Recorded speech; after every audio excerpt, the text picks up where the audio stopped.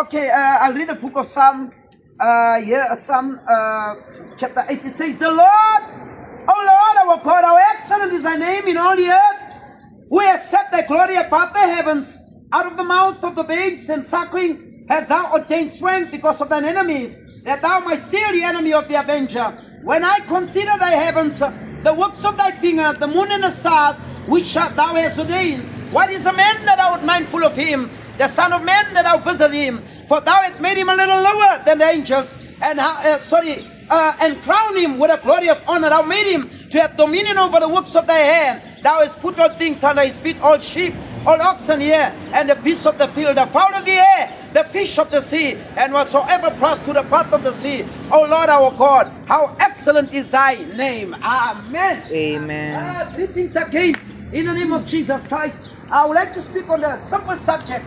I would like to talk about the paradox of God. The paradox of God.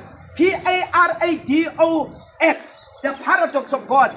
Now, I remember when we were doing poems, what is a paradox? A paradox is something that seems to be against itself, but support the statement. For example, if the Bible says, Jesus said, He's the Son of God, but yet when you go deep, you discover that the one that is the Son of God is actually God Himself. Now that is a paradox. As started for an example, let's take a mosquito. A mosquito is something that is very, very fragile. You can kill it with 2 fingers. A mosquito. Now look at the mosquito. When it lands on you, what it does, it sucks the blood. But the same mosquito has the ability, number one, when the mosquito lands, it doesn't contain bones. Mosquito has no bones, but it has the ability to land on you. And I clean it up. After landing on you, it sucks the blood. After sucking the blood, it also gives you malaria. When it gives you malaria, it also sends you to your early grave. It kills you. Now the question is, number one, how did the mosquito land? Number two, the thing without bones, where did it get the ability to kill you? It's a paradox. Number two, you and I, Nasan, where are we coming from? We come from our father, and our father come from our father, but here's the secret here. Are you aware? You look at yourself and look at myself. Nasmile, we're bones that can stand, that's able to structure our mortal body and stand as a complete full human being. Mother, did you notice or did you take note that before you were born, you were a semen, you were a seed, you were a sperm, and that sperm which was in your father, it was like amafinyela, it was like icheli, that sperm did not have bones. That sperm, you were a seed that was transported from your father to your father's womb. But the question is,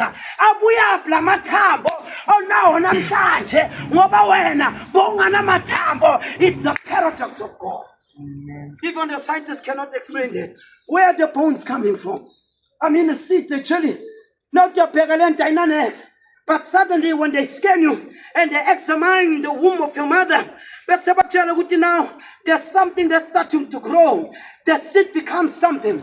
But the first thing that starts to grow in you, it's a spinal cord. This spinal cord is the one that makes you to stand up straight and hold the body in one part. And then the question is, where is the spinal cord coming from? Because there was no spinal cord. You a seed, and in the one, you can send somebody to the grave. The question is, where are the bones coming from? Nobody can explain that. It is the paradox of God. That is why you can't explain God, but you can only accept and manifest God.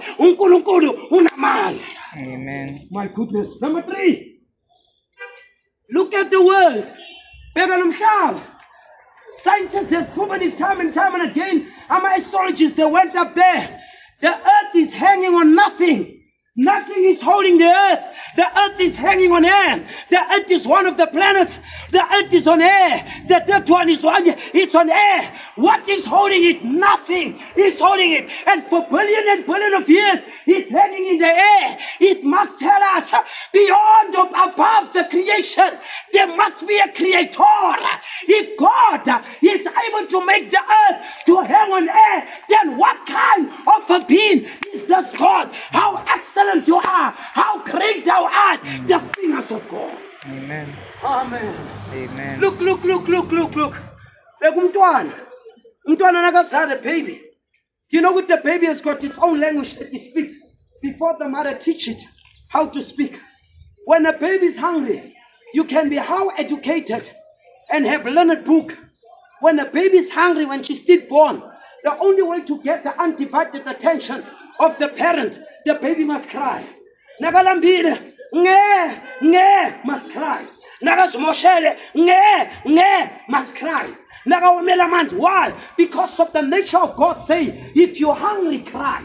If usmoshele cry, but nagakule he adopts to the language. Why? Unkulunkulu has put the language of the baby inside the baby. Before you as a mother teach the baby how to talk, God has already taught it how to use a natural, a physical language of heaven. That's the excellency of God. Today in Furugun side, not talking about many things. Number 2, look what God does again. In Denamanda, did you see a fish? The fish, but the most of its body, now it's made out of water. The fish. Now you ask yourself, most of the body, now it's fleshly, but when they study it, but the most of the part is made out of water. But the thing that is made out of water, I don't know how God did that. He's able to break your bones and send you to your grave. What is that? There are certain things that are mysterious that no matter how we study, we cannot understand, because the Bible is saying the secrets belongs to God, but they reveal it to the one whom he has elected how to do that. Look another thing. You know God works in him. Umama. But they never pregnant. It's a human being that's able to carry another human being. Now, when you sit down, it's not normal. I don't know whether you hear me. It's not normal. No, it's not normal. Your diagram and everything was past. That is why God is the best artist who was never praised or applauded for his works. You know, when a man has got an artificial eye, I think it was Bernard Barnard who answered the heart. I think, like South Africa, naga operated the twins. When he made the artificial heart, one of the guys, Waba applauded. He was well known. The artificial heart. Everybody applauded him. But the one that created the original heart was never applauded. If somebody make an artificial eye, at least le fake original. But the one that created the original eye was never applauded. Abantu bangadroya bayenze yonke into bathi yo is the best drawer, but the one owadroya umuntu wambumba wamphefumulela is never applauded. We are used to applaud fake things, and the original we reject it. You see, our minds are so messed up. Our minds are penetrated by the evil of the world, that what is good is right before us, and what is evil is good before us, and what is evil is good, and what is good is evil. Why? We got used to the lie instead of the truth. That statement. Look what God does. Number 2, I love what the brother was saying. The best thing that God can do, is on magaza, but it will be a topic for next time. Look, like the brother was saying something powerful about the omnipresence of God. Look at God. And yet the same God that stays within a man, which is the truth, is the same God that still rules the heaven. Did you know that God, if he cannot be omnipresent, then we are deceived that there is no God? The only difference between our God and the devil, there are 2 differences. Our God can create, the devil cannot create, but he perverts that which God has created. Number 2, God is omnipresent. The devil cannot be everywhere at the same time, but he's got agents who does his dirty jokes. The devil is dirty job. The devil is one at the place, not every time, everywhere. But God is everywhere, anywhere, at any given time. Can you close our eyes? Go ahead.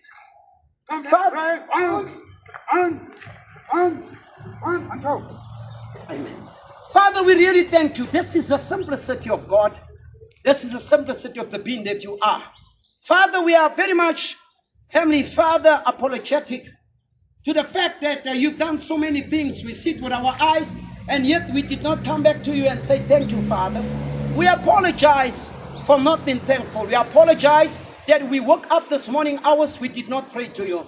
We apologize that we did not go on our knees and say thank you for another day. We apologize that, Lord and Father, when we ate breakfast, we did not pray before we eat. We apologize that when we got into our vehicles, we did not pray to protect us in a way. We apologize that the oxygen we inhale and exhale, it comes from you. You gave us another day. We apologize for not being thankful. We apologize, Lord, for so many accidents that's taken place even this day, Lord, and yet we are still in one piece. We are not in different pieces. We apologize for not being thankful. The Bible says Jesus healed the 10 of them, but only one came back and said thank you. And he was hurt, he was wounded, he was offended, he was disappointed in the 9 that never came back. We apologize for not being thankful. We apologize, Lord and Father, that you gave us these jobs that we have, but we never say thank you to you. We apologize, Lord, that we ask our pastors where we serve to pray for us when we did not have a job. When we got it, Lord, we left the church. We were not even, Lord and Father, we were not even loyal and faithful to our tithes, to the church where we serve, under the pastors that we serve. We apologize that, Lord, we were dishonest with you. We apologize, Lord and Father, that we were sick and you healed us, but Lord, we never came back. We apologize. Forgive us, Lord, in Jesus' name. Amen. Amen.